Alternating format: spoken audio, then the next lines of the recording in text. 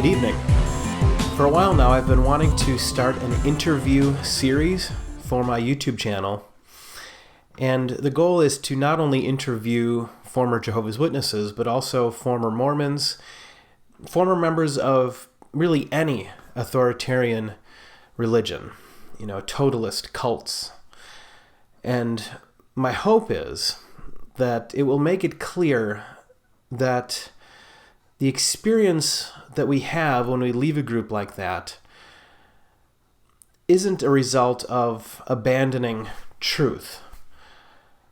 That it's a common experience that is related to spiritual abuse, and that many of us across the board, regardless of the group we left, have experienced that spiritual abuse. And it's traumatic. And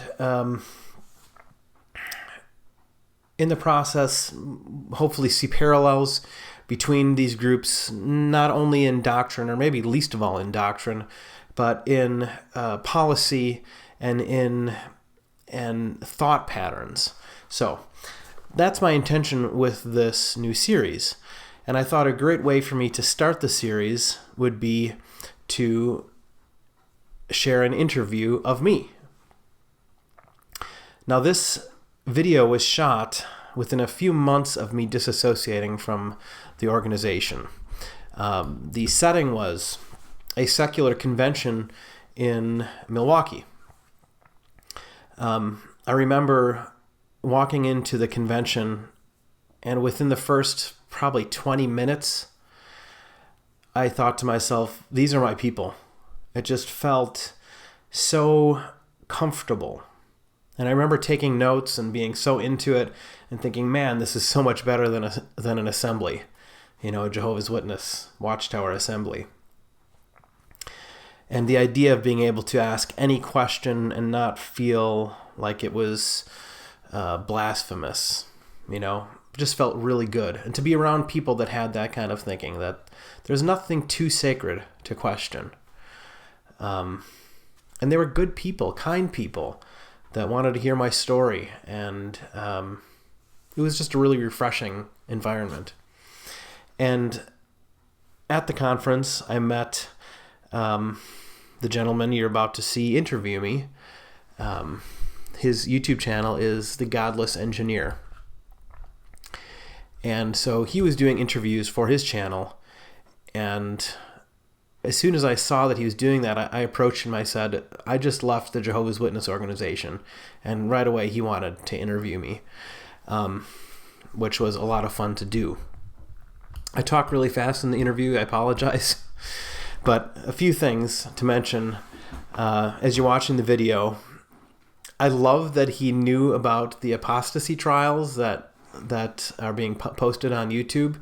That must have been on his radar, being a YouTuber himself. Also, in the corner of the video is the live chat that was happening during the interview as he was streaming it live. And there's some criticism in there of me disassociating, of, writing the letter and playing by their rules, so to speak. And I certainly respect that criticism. And when I talk to others who are considering leaving the organization, I talk pros and cons about disassociation, and I get into that a little bit in the interview too. It's a controversial subject. I kind of like being in the disassociation club. It felt good to take a stand and that I don't have to look over my shoulder at all anymore. But there's some good arguments to be made for not disassociating. Anyways, final point. The child abuse scandal comes up in the interview. And at the time, I was unclear of how serious the problem was in the organization. So, although I mentioned the problem of the two-witness rule, I kind of keep my comments limited. Now, if you were to ask me about child abuse now in the organization, I'd mention the failure to report to authorities, the list of known pedophiles that almost certainly exists, and how they've refused to give up that list. I would talk about the problematic obsession with protecting the reputation of the organization, which I think is the root problem. with this issue. And of course, I'd mentioned the Australian Royal Commission, which hadn't happened yet at the time of this interview. But hopefully, my desire to be accurate and not give false information comes through for what it's worth. But enjoy the interview, and look forward to there being more interviews on my channel in the near future. Alright, so I'm the Godless Engineer. If you don't know me, I'm popular on social media. But how about you tell us what's your religious background? My name is Dan, and I was born and raised one of Jehovah's Witnesses, and recently had a deconversion.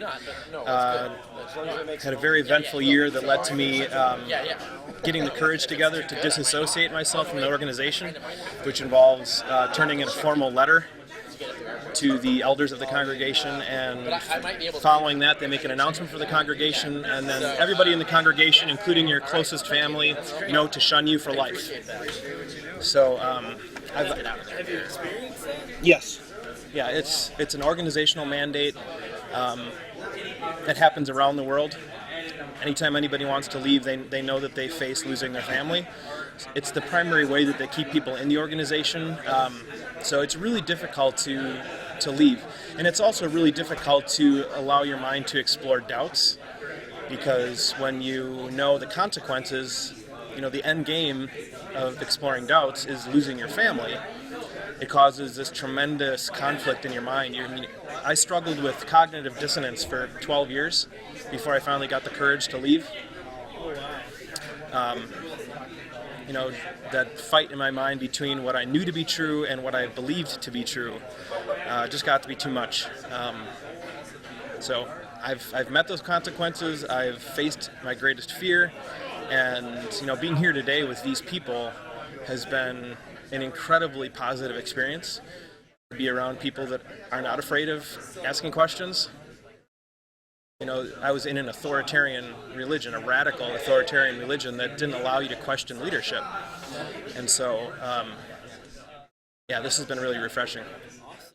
Well, now, recently it's come to light about these secret apostasy trials. Yeah. Can you shed some light on what they are or whatnot, if you know? So I avoided that by writing my letter. Basically what happens is if it's heard that you're asking questions, they'll probably meet with you and say, we've heard that you have some doubts and we want to encourage you. And if you have two choices at that point, you can either listen to what they're saying and pretend that you're satisfied and then go along with business as usual, or you can say, I'm not satisfied with those answers you're giving me. I still have questions. And if those questions are...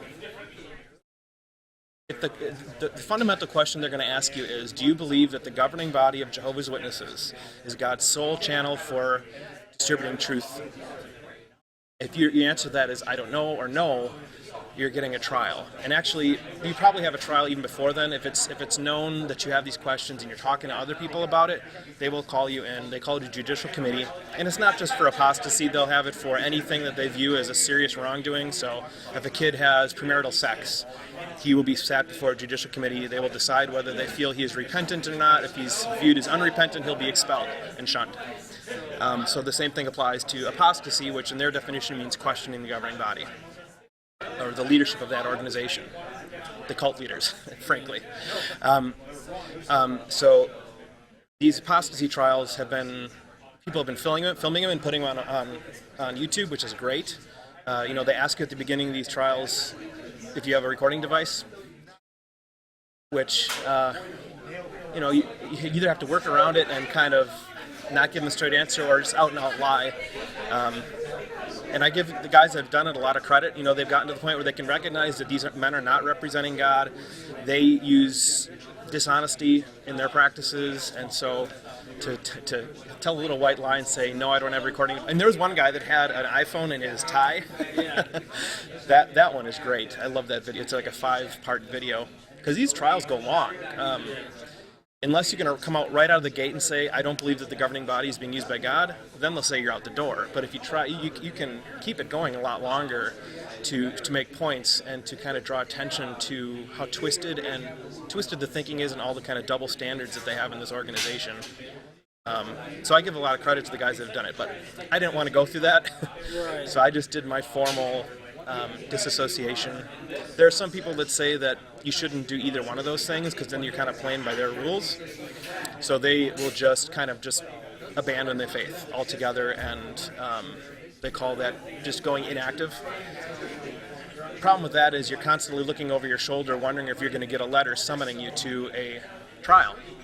You know, if they saw you putting up Christmas lights, or if they saw you walking into another church, they would send you, or saw you smoking. I mean, there's any number of things that are considered serious judicial matters. And so if you're seen doing any of those things... So hold on. I'm sorry to interrupt you. No problem. Let me get this straight. So they're like, hey, I saw him putting up Christmas lights. This is serious business. We need to have a trial. Absolutely. Absolutely. Like I said, they're radical. Or I don't know if I told you that. My catchphrase for Jehovah's Witnesses, they're a radical, fundamentalist, pseudo-Christian, doomsday cult.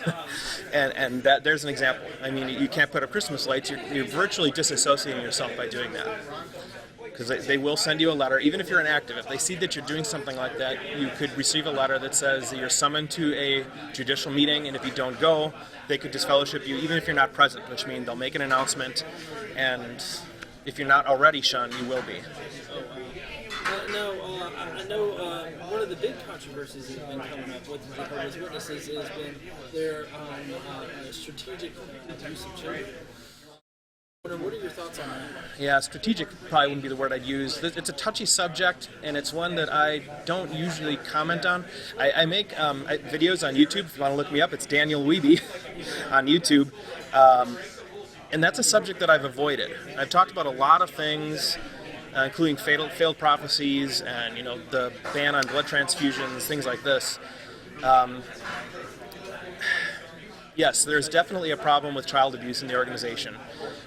What I'm trying to determine is it disproportionate to what's going on in other churches? So I'm still trying to work that out.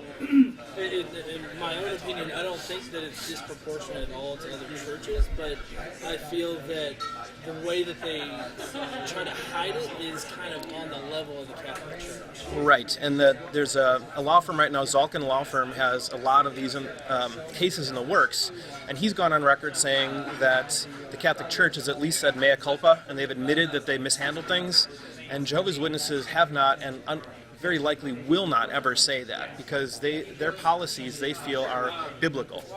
So, for example, they have a two-witness rule where you're not supposed to take an older man to task before the congregation without 2 or 3 witnesses. The problem with that is, when is there ever a second witness in the case of pedophilia? So if a child is molested, they can't go by that child's word and take action in the congregation. So he's allowed to keep his position. I think I have that right. See, again, I'm afraid to comment on too much because I don't want to get it wrong, because there's a potential for lies to get spread, and I feel that is detrimental to my cause and the other activist cause if you start using lies to expose this organization, which I do view as a harmful cult. Lies will diminish the credibility of your argument. So until I understand, get my head around it better, I don't like to comment on that too much. But I am glad that it's bringing them into the spotlight more, and I'm hoping that things like shunning get more addressed, and greater attention to the ban on blood transfusions and things like that. Okay. Yeah, and I mean, if you ever feel like you've come to a certain decision on that one day, I hope you'll look me up so that we can have like a little live discussion. Sure. About it. Anytime. Yeah, awesome. I'm kind of curious as to how you feel about, hold on, let me ask this other one first. You said that you struggled with cognitive dissonance for 12 years, right? Yep. What kind of things did you use, tools or anything like that you used to really overcome that? Or was it really just your own will? Well, I can answer that 2 ways. How do you overcome cognitive dissonance? The process of cognitive dissonance is to suppress the doubts. So that was my mission for 12 years. This dates back to a movie that I saw at the Milwaukee Public Museum at the Omnimax Theater called Australia Land Beyond Time, I think it's called. And it just talks about the unique life that's on the continent. And up until that moment, I had never had a doubt in my life. I had a little bit of a problem with the idea of only Jehovah's Witnesses surviving Armageddon. But it wasn't until that moment that I ever thought, there might be something to this evolution thing, which is a really terrifying thought. Again, first thing you think, it's not even a conscious thought, it's that you know that you'll lose your family if you pursue this thought, so you have to suppress it. So the way you suppress it is, with the cult, they have a tremendous amount of cult-generated propaganda. Everybody knows that Jehovah's Witnesses come to the door with magazines. Well, that's just the tip of the iceberg. Jehovah's Witnesses have this huge wealth of propaganda that essentially amounts to a one big persuasive essay with no references. And so what you do is you go to that wealth of information, and they have an answer for every question you can think of. It's not necessarily a logical one. There might not be any critical thinking in it, but you are satisfied by it. So that's the way I dealt with the cognitive dissonance for years. But I developed panic attacks. I just felt more and more comfortable in the culture because no one else seemed to be struggling with it. I'm sure that more are, but it's all hidden. You're not allowed to talk about it, so you can never have like a true, close relationship of saying how you feel and what your concerns are. So anyways, how did I finally get out of it? It's hard to even explain. I have a very eventful year. One of the things that happened is my grandfather died. As a person that had panic attacks, I thought that I had this terrible fear of death, but I had like an epiphany at my grandfather's funeral that it wasn't fear of death that was causing me anxiety, it was fear of not living. I had been in this organization with doubts for 12 years. I was born and raised in it, but I would say the first 24 were relatively happy, because I didn't have doubts yet. But for those 12 years, I was like in this fog of just barely existing. And so that's when I really started confronting it, was at my grandfather's funeral. And so then I had to make a decision of, do I submerge myself in this and try to squash the doubts, or do I go the other direction? And I prayed about it a lot, and it was a lot of crying. It was a really difficult period. People could tell something was off, but of course couldn't talk about it with anybody. Just had to, bear it on my own. And it was just a process of realizing that I was headed out the door. And it's been amazing. It's crushing to lose your family and your social circle and to try to rebuild your life over at 37. But I don't regret it, and there's been a lot of great benefits. Like today, being around these people, in a crowd of people that I feel comfortable with, as opposed to these gatherings of Jehovah's Witnesses where I feel anxious and disconnected, So I have no regrets. Sorry, that was kind of a long-winded answer. No. Did you just another one? Did you have another one? Oh yeah. Well, I was just going to ask about the dynamic between without your belief and before when you were believing, before you started questioning. Right. What's that dynamic like? I'm not sure what you mean exactly. Well, how was your general demeanor when you were religious? Did you have a certain set of morals that kind of shed after you lost the faith and all that stuff? Well, I put up Christmas lights almost immediately. I'm trying to do as many things as I can that I feel are not harmful, but would have been viewed as immoral in that fundamentalist environment.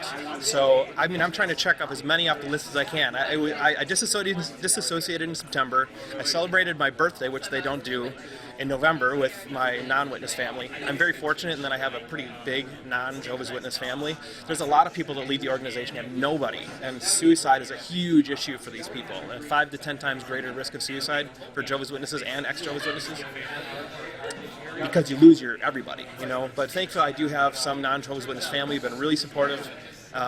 So I had my birthday with them. I went to Thanksgiving. They don't celebrate Thanksgiving either. I had Christmas with them. Not because I necessarily believe in Christ, but because it was a great time to get together with my family. And it wasn't this debauchery that Jehovah's Witnesses, try to spin Christmas as. It just was a nice time with family, and I loved it. Like I said, I put up the Christmas lights right away. Me and my partner, girlfriend, we observed solstice. I've been feeling a reverence for nature that I never really had before. I see the beauty around me, and so I can kind of get why all these ancient cultures loved the sun and the equinox and the solstice and all these things meant a lot to them. So that's been kind of interesting to explore some of those things. But yeah, I mean, I'm with a partner. We live together. She's got 4 kids. It's great. We're not married, so I guess that would be really, really a big no-no, but I don't feel it's destructive in any way. Just curious, do you feel that, because there's been a big conversation going on about how, childhood indoctrination could be seen as child abuse. How do you feel about that? I think it very much can be. In the case of Jehovah's Witnesses, because I alluded to it earlier, they have this idea of exclusive salvation. They may not use that phrase, but that's what it is. And they're very elusive about it. If you ask them the question when they come to your door, the question is, do Jehovah's Witnesses believe that only Jehovah's Witnesses will be saved? They do believe this. What that means is they're teaching their children that when they go to school, they have to convert their classmates, and if they don't, they're all going to die. That's child abuse. To be in a world where everyone around you who doesn't believe what you do is going to die it's beyond judgmental. It's a different realm of bigotry that I didn't see when I was in it, but now that I'm out, I look at people different. Like going to the farmer's market. It used to be you're supposed to look at everybody as potential brothers and sisters. Like, these are somebody that I can convert. That was your way of not looking down on them, is just look at them as potential brothers and sisters. Now I can just look at them as people that are, sharing the space with me and, my brethren, so to speak, just by virtue of the fact that we're all humans and all trying to make the best of life. So that's been great too.